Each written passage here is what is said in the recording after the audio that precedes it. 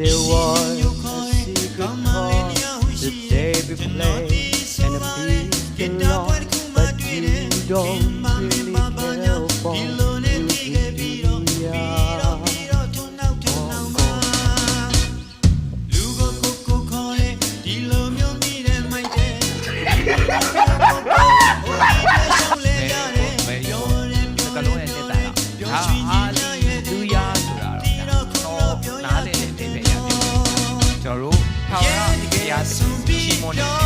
ဟုတ်တယ်မလားဟုတ်ပါမယ်နော်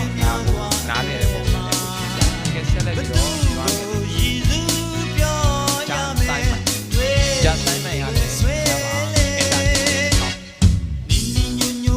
လို့ပြော Oh my God နော်ဆိုပါအင်္ဂလိပ်တခြင်းဆိုတော့မေးလိုက်ရင် yes နဲ့ no နှစ်မျိုးတော့ရတယ်မလားနော်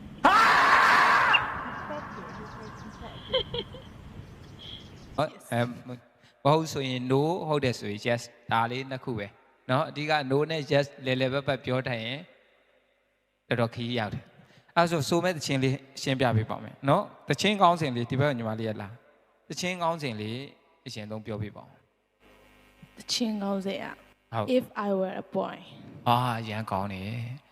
ကောင်းနေဗျာကောင်းစဉ်ကိုကအတိတ်ပဲအများကြီးရှိနေပြီ